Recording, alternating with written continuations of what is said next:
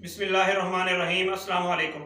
मैं हूं मोहम्मद ज़करिया और आप देख रहे हैं Zakaria agri information YouTube channel. जिन भाइयों ने अभी तक हमारा चैनल सब्सक्राइब नहीं किया वो चैनल को सब्सक्राइब कर दें और बेल आइकन को दबा दें ताकि आपको आने वाली तमाम वीडियोज़ के नोटिफिकेशन मिलते रहें।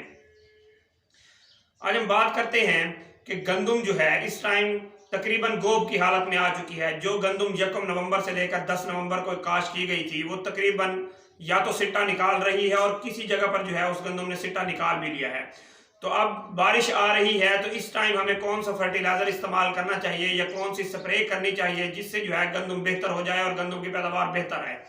देखिए, फर्टिलाइजर तो इस टाइम तकरीबन जो नाइट्रोजनी फर्टिलाइजर होता है वो सब लोग इस्तेमाल कर चुके होंगे, क्योंकि फर्टिलाइजर जो यूरिया की शक्ल में है ये हम 60 दिन के बाद इस्तेमाल नहीं कर सकते। हाँ, ऐसी फसल जो बिल्कुल कमजोर है तो आप वहां पर तो इस्तेमाल कर सकते हैं, लेकिन जो बारिश आ रही है इसके पानी में जो है वो नाइट्रेट की शक्ल में जो है वो नाइट्रोजन की मिकदार होती है।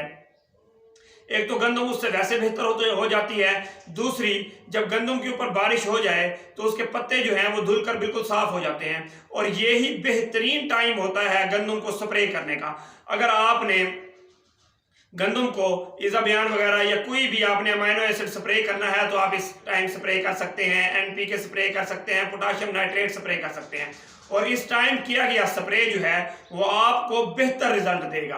आम रूटीन में जो आप स्प्रे करते हैं तो उस टाइम जो है वो पत्तों के ऊपर धूल पड़ी हुई होती है तो उससे जो है इतना रिजल्ट नहीं मिलता जितना रिजल्ट जो है आपको इस बारिश के बाद स्प्रे का मिलेगा। अगर आपने खाद यूज करनी है, अभी आपने फर्टिलाइजर मुकम्मल नहीं किया, तो फिर आप कोशिश करें कि बारिश आने से पहले जो है अपर पंजाब के तमाम एरियाज में जहां पर आपने जो है वो पानी लगाना था या आपने वहां पर जो है खाद देनी थी, आप वहां पर खाद जो है वो 1 फरवरी को जो है वो आप छटा कर दें और उसके बाद जो बारिश आएगी वो खाद जो है उससे बेहतरीन तरीके से जो है लग जाएगी। और उस जो वस्ती पंजाब और जनूबी पंजाब के इलाके हैं तो यहाँ पर जब बारिश का मौसम बन जाए और बारिश आने लगे तो उससे थोड़ी देर पहले आपने जो है वो खाद जो है छटा कर देनी है। खाद बाद में छटा नहीं करनी, क्योंकि बारिश की मिकदार का कोई पता नहीं चलता कि ज्यादा हो या कम हो। अगर ज्यादा मिकदार भी आएगी तो कोई मसला नहीं बनेगा, कोई इशू नहीं होगा। आप जो है छटा पहले कर दें खाद का। और इस टाइम आप कौन सी खाद छटा करें? देखिए, नाइट्रोजन की तो ज्यादा जरूरत नहीं रहेगी गंदम को इस टाइम। आप पोटाश जो है वो छटा कर सकते हैं, पोटाशियम सल्फेट छटा कर सकते हैं जो आपको सोना यूरिया की शक्ल में एसओपी मिलती है। अगर आप पोटाशियम नाइट्रेट इस्तेमाल नहीं करना चाहते, वो महंगी है, आप 50 केजी की बोरी लेते हैं वो 13-14 हज़ार रुपए की है, आप वो 2 से लेकर 3 एकड़ पर इस्तेमाल कर सकते हैं। तो इस टाइम ये बेहतरीन टाइम है उसे छटा करने का। आप इस टाइम उसे छटा कर दें, क्योंकि जैसे ही ऊपर से बारिश आएगी तो वो जमीन में जज्ब होकर जो है वो जड़ों को मिल जाएगी और फसल उसे इस्तेमाल कर लेगी बेहतर तरीके से। और अगर कुछ मिकदार बाकी भी रहेगी तो उसका कोई इशू नहीं है, जैसे ही आप ऊपर से पानी लगाएंगे तो वो मिकदार भी जो है वो फसल के इस्तेमाल में आ जाएगी। तो आप कोशिश करें कि अगर आप पोटाशियम नाइट्रेट इस्तेमाल नहीं कर रहे और आप एसओपी इस्तेमाल कर रहे हैं तो मैं आपको एसओपी जो है वो 25 केजी वाली जो है वो रेकमेंड नहीं करूंगा, क्योंकि उसकी बोरी जो है तकरीबन 11-12 हज़ार रुपए की है और वो 25 केजी में है।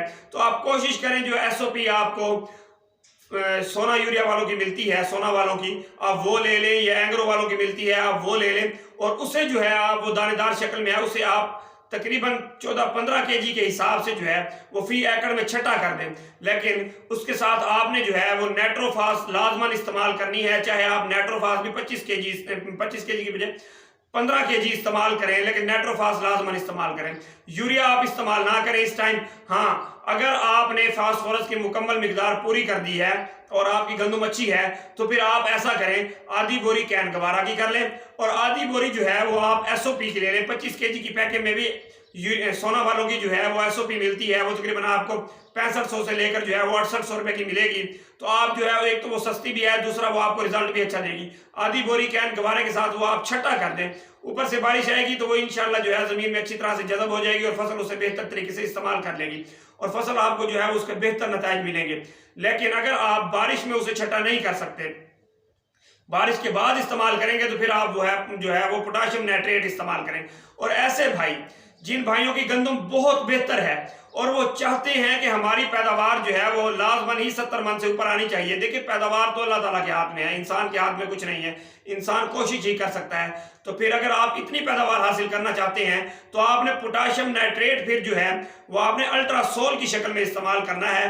13-2-43 जो है 13% उसमें नाइट्रोजन है, 2% उसमें फास्फोरस है और 43% उसमें जो है वो असल चीज पोटाश है। वो आपने 15 kg पर एकड़ जो है वो इस्तेमाल करना है एक पानी पे। जो अब आप दूसरा पानी लगाएंगे बारिशों के बाद, तो अगर वो आप इस्तेमाल करते हैं 25 kg की पैकिंग, तो इंशाल्लाह आपको जो है वो बेहतर पैदावार मिलेगी। आप उसकी कीमत पे ना जाएं, वो आपकी कीमत भी निकाल देगी और आपको इंशाल्लाह साथ में जो है वो डबल प्रॉफिट भी हासिल होगा। तो आप कोशिश करें कि बारिश जब खत्म हो जाए उसके बाद जो है आपने स्प्रे लाजमन करना है। उस टाइम आपने पोटाशियम नाइट्रेट का स्प्रे करना है, साथ में बोरान इस्तेमाल करें आप, और उसके साथ जो है आप जिंक भी जो है स्प्रे कर सकते हैं। हेडलैंड जिंक जो है वो आप वो इस्तेमाल कर सकते हैं सवात एग्रो का।